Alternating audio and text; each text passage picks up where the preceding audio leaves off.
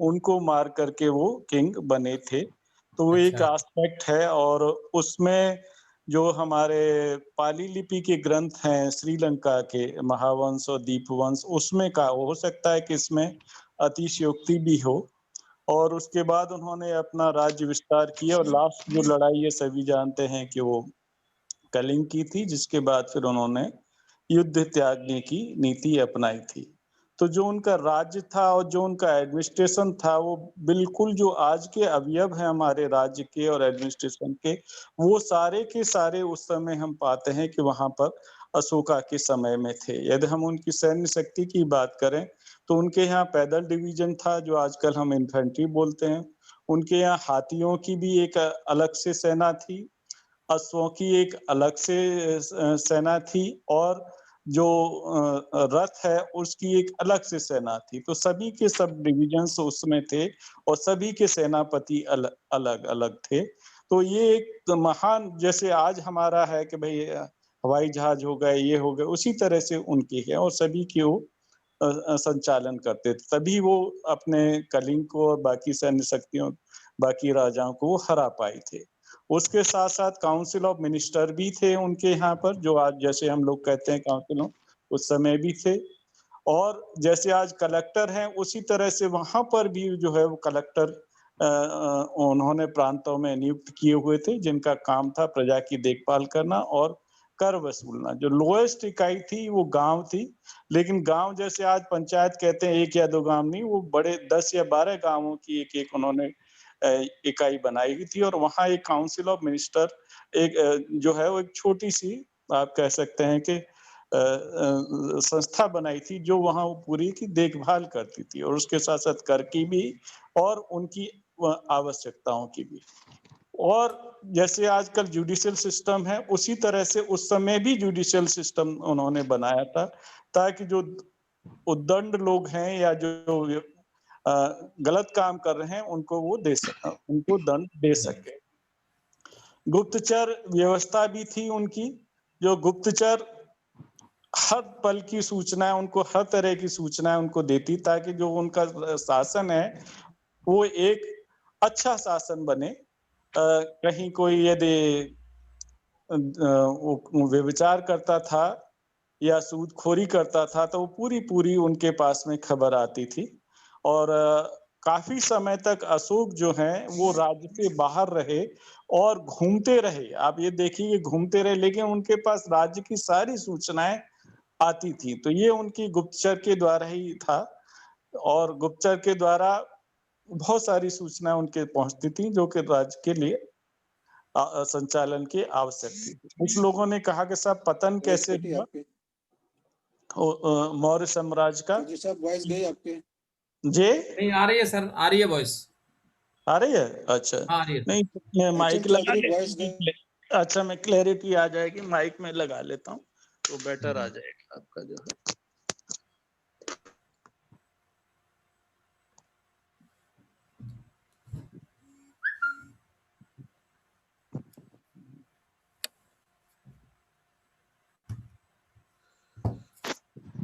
Hello? जी sir. हाँ, पतन के कारणों का कुछ लोगों ने पूछा था कि पतन मौर्य साम्राज्य का पतन क्यों सर हुआ? कैमरा भी जरा सही लगा लीजिए, कैमरा आपके चेहरे पे पूरा कवर करे। अच्छा, हाँ, अच्छा। यस। हाँ, आ ये रहा है? ठीक है। हाँ, आ रहा ठीक है है? सर। हुँ, हाँ, तो पतन एक तो जो उस समय ज़्यादातर जो मंत्री थे राजाओं के, वो ब्राह्मण वर्ग से हुआ करते थे। लेकिन जब बौद्ध धर्म इन्होंने धारण किया और बौद्ध धर्म की तरफ झुकाव हुआ, तो काफ़ी सारे इनके जो काउंसिल ऑफ मिनिस्टर थे, उसमें बुद्धिस्ट लीनिंग के आए और उस वजह से जो ब्राह्मणों का वर्चस्व था, वो काफ़ी कम हो गया। और उसके साथ-साथ आप देखें ब्राह्मणी व्यवस्था में आप गौर से देखें तो एक सामाजिक व्यवस्था भी है और एक आर्थिक व्यवस्था भी है। बड़ी विचित्र है ये जो है। आप चाहे मंदिर देखें तो एक मंदिर सिर्फ़ एक पूजा का माध्यम नहीं है, वो एक सामाजिक व्यवस्था भी है और एक आर्थिक व्यवस्था भी है उसके साथ-साथ जो है, उस पूरा का पूरा केंद्र है उसका जो है। तो ये सारी चीज़ें जब बुद्धिज़्म की तरफ बढ़ा तो ये सारा अटैक हुआ, उनकी आजीविकाओं पे अटैक हुआ उसमें, तो इसीलिए फिर ब्राह्मणों ने विद्रोह कर दिया उस चीज को जो है। तो अशोक के बाद, क्योंकि अशोक का जो साम्राज्य था वो अपने आप में भी बहुत बड़ा था और सेंट्रलाइज था, तो लेकिन अशोक के बाद जो रूलर्स आए उनका व्यक्तित्व उतना अच्छा नहीं था। क्यों, सेंट्रलाइज जब आपका शासन होता है तो उसमें जो केंद्र बिंदु होता है वो राजा होता है उसमें, तो यदि वो वीक हुआ तो फिर सेंट्रलाइज सिस्टम चल नहीं पाता है उसमें। तो एक ये जो उनका साम्राज्य का जितना विस्तार हुआ और केंद्रीकृत था, तो उसमें भी कुछ बीज छिपे हुए, हम कह सकते हैं कि उसमें ये बीज छिपे हुए थे। तो एक तो ब्राह्मणीकरण का विद्रोह हुआ, दूसरी तरफ सेंट्रलाइज होने की वजह से जो है, जो उनके रूलर थे आगे आने वाले, वो वीक थे, तो उसको वो संभाल नहीं पाए उस चीज में। तो ये भी एक कारण है उसमें। और रहा सैन्य सैन्य शक्ति, अशोक के समय तो कम नहीं हुई, लेकिन क्योंकि उन्होंने लड़ाइयां बंद कर दी थी तो जो अभ्यास होता रहता है उस पर भी उतना ध्यान नहीं दिया गया। तो इस वजह से भी वो जो बाकी जो क्षत्रप थे वो थोड़ा थोड़ा इंडिपेंडेंट अपने को असर्ट करने लगे और वो उसको दबा नहीं पाए। तो ये कुछ कारण है जो कि मौर्य साम्राज्य के पतन का कारण है उसमें। हम सभी जानते हैं कि लास्ट किंग जो बृहद्रथ था और पुष्यमित्र शुंग का पुष्यमित्र शुंग ने उसका वध किया था, और उसके बाद फिर शुंग दयानस्ती आई और गुप्ता दयानस्ती आई उसमें।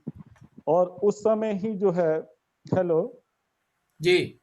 हाँ, उस समय ही जो आपके जो शुंग समय में ही ये गीता है, रामायण है, ये उसी समय लिखी गई। तो ये जो गीता है करीब करीब 200 साल बीसी में लिखी हुई, सेकंड बीसी में लिखी हुई है गीता जो है उसमें उसमें तो ये ऐसा नहीं कि बहुत पुरानी है। और ये जी गीता का काल है। पुराण भी जो है वो गुप्ता काल के लिखे हुए हैं ज्यादातर जो है पूरा। आप गौर से देखें तो भारत का जो उत्थान है वो सीधा सीधा बौद्ध धर्म के उत्थान से और पतन से साम्यता है पूरी की पूरी। क्यों, जैसे जैसे आप देखें नंदवंश है, मौर्य वंश से पहले नंदवंश है, तो वो भी एक अब्राह्मणी सत्ता है, वहां भी ब्राह्मण सत्ता में नहीं है। तो हम नंदवंश को कहें, चाहे हम मौर्य वंश को कहें, या उससे पहले हम जो समकालीन है बुद्ध के बिंबिसार हैं। हेलो, जी सर। हाँ, कुछ डिस्टरबेंस कहीं से आ रहा है इसमें। बोले बोले। हाँ, बिंबिसार कहें, अजात शत्रु कहें, ये पूरी की पूरी जो लीनिएज है मगध की, वो अब्राह्मणी लीनिएज है पूरी की पूरी जो है उसमें जो पूरा। और सीधे सीधे फिर मगध का जो साम्राज्य है वो सभी ने बढ़ाया है और सभी का इसमें योगदान है, और वो अशोक के समय अपनी पराकाष्ठा में पहुंचा है उसमें। तो और इसके साथ साथ बुद्ध धर्म भी अपनी पराकाष्ठा में पहुंचा है। और अशोक के समय तीसरी संगति हुई थी, बौद्ध धर्म की तीसरी संगति हुई थी, जो महामौगल्यनतिस ने उसकी अध्यक्षता की थी, और काफी सारे जो इशू थे उसमें रिजॉल्व हुए थे। और यदि आप संगति की बात करें तो चौथी संगति कनिष्क के टाइम में हुई थी, और पांचवी और छठी संगति जो है वो म्यांमार में हुई थी। तो जो कनिष्क के बाद में सीधी 1871 में संगति हुई है, पांचवी संगति म्यांमार में, और छठी संगति 1954 में हुई है, वो भी म्यांमार में हुई है। तो अशोक का एडमिनिस्ट्रेशन भी अद्वितीय है, उनके धर्म के प्रति लगाव भी अद्वितीय है। यहाँ तक कि उन्होंने अपने जो बच्चे हैं लड़का और लड़की संघमित्रा, वो श्रीलंका में गए, वहाँ उन्होंने प्रचार प्रसार किया। और जैसा जानते हैं कि जो हमारा बोधि वृक्ष है यहाँ खत्म हो गया था, तो वो फिर जो बोधि वृक्ष की शाखा है वो श्रीलंका से लाई गई। तो आज जो बोधि वृक्ष है गया में, वो श्रीलंका से की जो शाखा थी वहां से वो लाया गया है। और इसी तरह से जो हमारा बौद्ध धर्म का शुद्ध रूप है थेरवाद जिसको हम बोलते हैं, वो भी श्रीलंका में सुरक्षित रहा। और आज भी यह श्रीलंका आप जाएं तो देखेंगे वहाँ जो रिसाइटल है वो पाली में करते हैं, वहाँ पर जो भी वहाँ के बौद्ध भिक्षु हैं, तो वहाँ ये सुरक्षित रहा। और उसके बाद जो है अनार्बिक धम्मपाल वो आए थे आई थिंक 1891 या 92 में आए थे, तो उन्होंने जो बुद्ध गया को जो है लिबरेट किया था और फिर बुद्ध धर्म का आगे प्रादुर्भाव हुआ। और सबसे ज्यादा तो खैर हम बाबा साहब का योगदान है बुद्ध धर्म में। अब बाबा साहब का जीवन देखें और महामानव बुद्ध का जीवन देखें तो उसमें आप पाएंगे काफी सारी समानताएं हैं।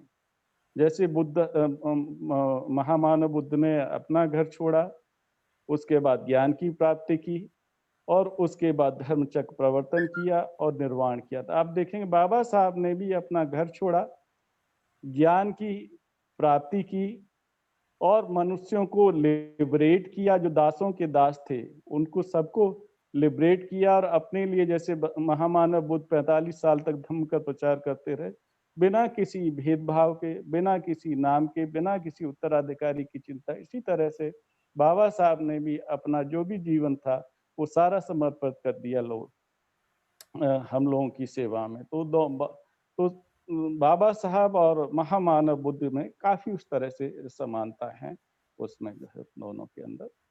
और बाकी सैन्य शक्ति की बात होगी, गुप्तचर की भी मैंने बात की। उस समय लिपि जो थी वो ब्राह्मी लिपि और खरोष्टी लिपि दोनों लिपियां थी। बहुतायत में ब्राह्मी लिपि का इस्तेमाल हुआ है, कहीं कहीं खरोष्टी लिपि का भी इस्तेमाल हुआ है उनके शिलालेखों में।